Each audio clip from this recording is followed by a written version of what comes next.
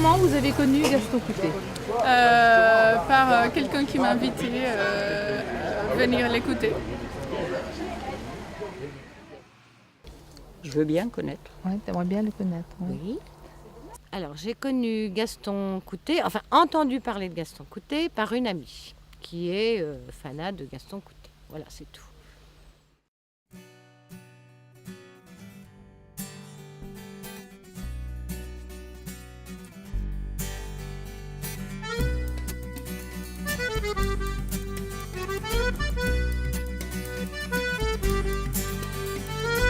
Je suis parti sans savoir où, comme une graine qu'un vent fou enlève et transporte.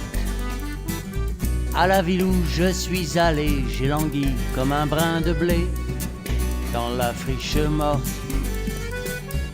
Notre-Dame des Sillons, ma bonne Sainte Vierge à moi, dont les enjeux sont des grillons. Ô terre, je reviens vers toi.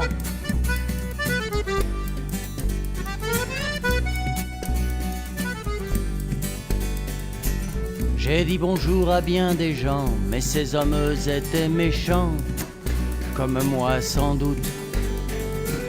L'amour m'a fait saigner un jour, et puis j'ai fait saigner l'amour au long de ma route. Là de chercher là-haut, là-bas, tout ce que je n'y trouve pas, je reviens vers celle dont le sang coule dans mon sang et dont le grand cœur caressant aujourd'hui m'appelle. Notre-Dame des Sillons, ma bonne Sainte Vierge à moi, dont les enjeux sont des grillons. Ô terre,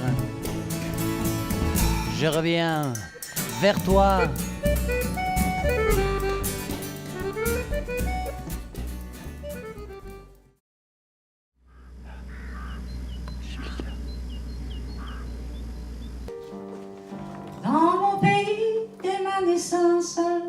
Les premiers mots que j'entendis au travers de mon innocence semblaient venir du paradis. C'était ma mère toute heureuse qui me fredonnait à mi-voix, une simple et vieille berceuse en patois. Le joli patois de chez nous est très doux et mon oreille aime à l'entendre, mais mon cœur le trouve plus doux et plus tendre. Dans mon pays au temps des sèves, à l'âge ou d'instant en instant, l'amour entrevu dans nos rêves se précise dans le printemps, cueillant les fleurs que l'avril sème. Un jour pour la première fois, une fille m'a dit je t'aime en patois. Le joli patois de chez nous est très doux et mon oreille aime à l'entendre, mais mon cœur le trouve plus doux et plus tendre.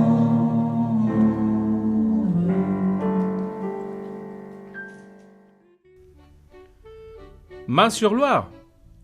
Dieu, quelle commune!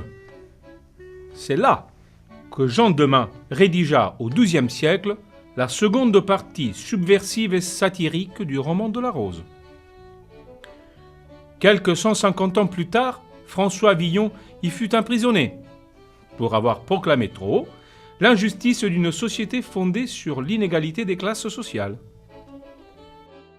À la fin du siècle dernier, la même ville accueille Gaston Coutet.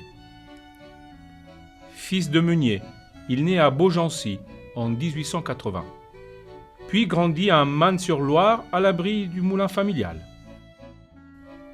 Après le certificat d'études primaires, il fréquente le lycée Potier d'Orléans, où il fait la connaissance de l'ami de toujours, Mac Orlan. Renvoyé de ce lycée pour irrévérence, il devint commis à la recette des impôts d'Orléans. Gaston à la finance, ça ne pouvait pas durer longtemps. Plus tard, on le retrouve apprenti reporter au journal Le Progrès du Loiret. C'est au cours d'une tournée d'artistes parisiens de passage à Mannes-sur-Loire qu'il se fait remarquer par la lecture de ses poèmes et décide de monter à Paris. Il a alors 18 ans.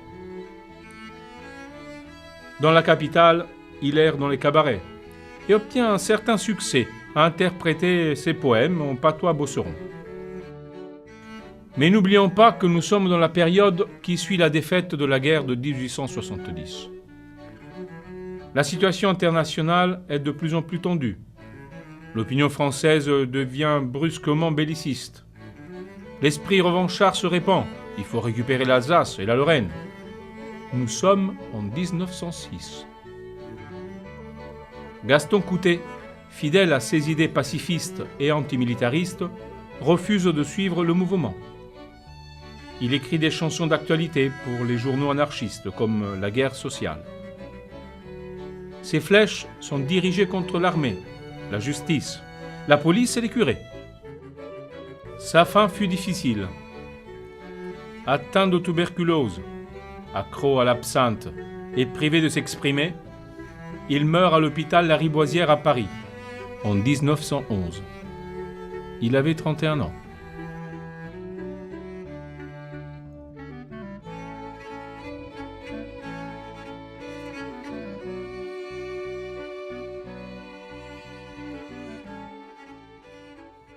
Que vous apporte la lecture de sa poésie et de ses textes ou de ses chansons?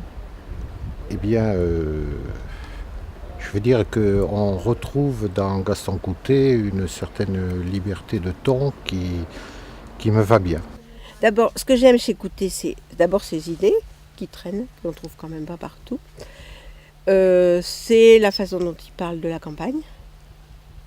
La façon dont il parle, effectivement, des rapports, quand même, des rapports de classe, entre les petites servantes et puis les gros patrons, entre les... Voilà, son côté anard que j'aime, en fait. Il m'apporte, c'est-à-dire, ce que t'aimes, enfin moi, hein, quand je lis un livre ou un poème, j'aime retrouver des choses qui me ressemblent, ou à qui j'aimerais ressembler, en tout cas. Eh bien, une harmonie avec ce que je pense, parce que ça fait du bien d'entendre des personnes qui savent exprimer clairement ce que l'on pense un peu d'une façon brouillonne. Ben écoutez, c'est très... Il y a beaucoup de choses actuelles. Bon, puis moi, j'ai la fibre sociale. Bon, je sais pas, je dis ça comme ça, mais... et c'est ce qui me touche dans Gaston Coutet, quoi. C'est les choses de la vie, c'est les pieds dans la terre, quoi. C'est tout ça. Et puis je dois dire aussi que j'avais mon arrière-grand-père était meunier comme les parents de Gaston Coutet. Et mon arrière-grand-père était salarié de meunier. Et il était raccommodeur de meules. Et je me suis imaginé qu'il avait dû rencontrer Gaston Coutet, puisque c'était les mêmes années, la même époque. Voilà. C'est tout l'intérêt qui me ramène à Gaston Coutet.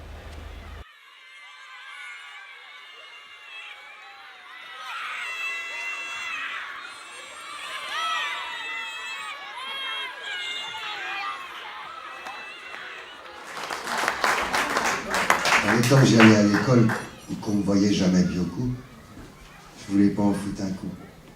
Je m'en sauvais faire des cabrioles, dénicher les nids des bissons, subloyer en bectant les murs qui me barbouillaient toute la figure, au lieu d'aller apprendre les leçons.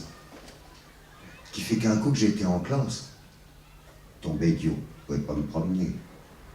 Le maître, il me dit en se levant de sa place, toi, t'en viendras à mal tourner. Il avait pas raison, notre maître. Ce tour-là, il devait me connaître par cœur. J'ai trop voulu faire à ma tête et ça m'a point porté bonheur. J'ai trop aimé vouloir être libre, comme du temps que j'étais incoyé. J'ai pas pu tenir en équilibre dans une place, dans un bureau, dans un atelier. Purée, ben qu'on y foute pas grand-chose de toute la journée. J'ai enfilé la mauvaise route. Ouais. C'est un gars qui a mal tourné. À cette heure, tous mes copains d'école, ceux qui apurent l'ABC et qui écoutent les bonnes paroles, ils sont casés. Et ben casés. Il y en a qui sont clercs de notaire. D'autres qui sont commis épiciers.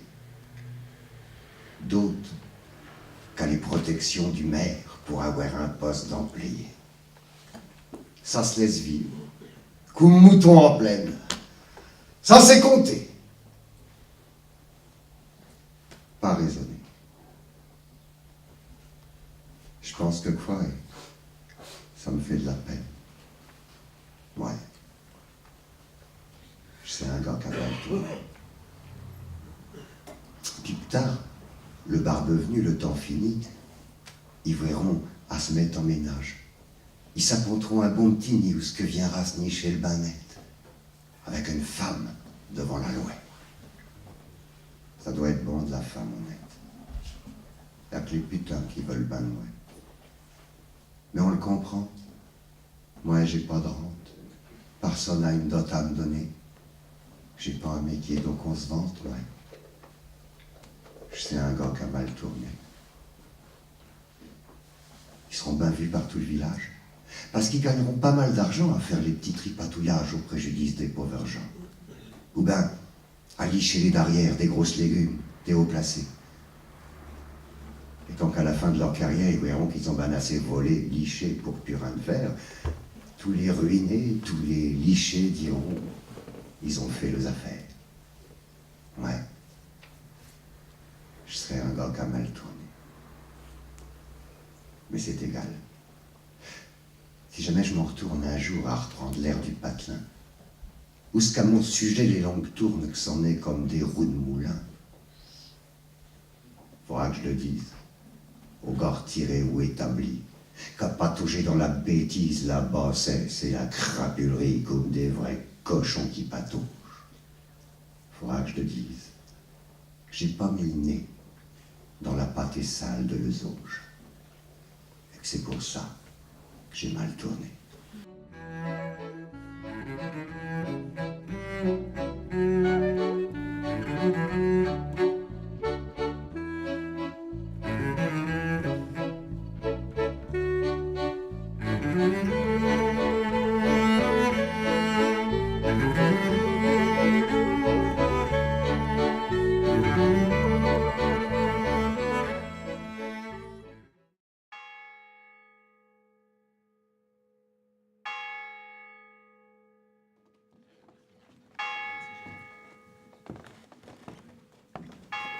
Il venait de terres plus déshéritées comme le Massif central, la Bretagne, voire même des Flandres, pour venir travailler dans cette terre riche qu'était la Beauce. On les appelait des traînardeurs, des cheminots, ou ben, comme chez nous, des galvaudeux. Il en est passé des galvaudeux qui venaient dans les farms chez beaucoup de paysans. Le temps a passé et on se souvient d'eux. Ou que c'est donc qui court par les temps présents.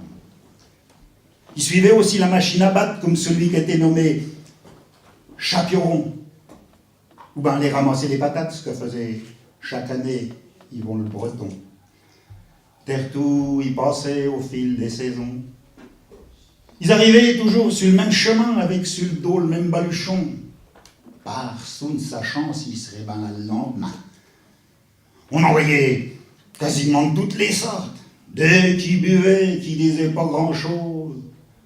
D'autres qui pour un petit rein prenaient à la porte, mais pour tous, c'était pas la vie en rose. Ils dormaient sur la paille, dans les hangars, ou ben dans une grange, ils se faisaient un coin. On peut dire que c'était des zooms ben à part, des gars qui vivaient sans beaucoup de besoin.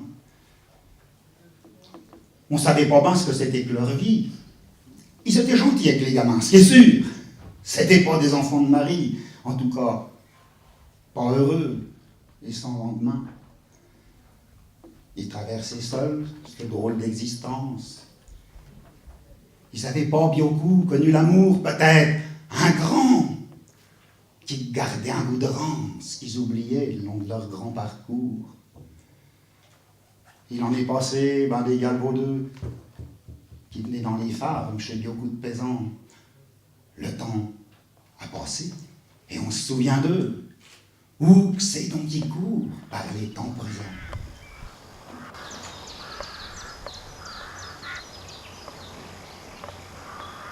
Oh Dieu, la salle commune. À soir, personne n'a voulu me recevoir. Ou que je me gîte ou que je me cache dans la paille, à côté de ce vache.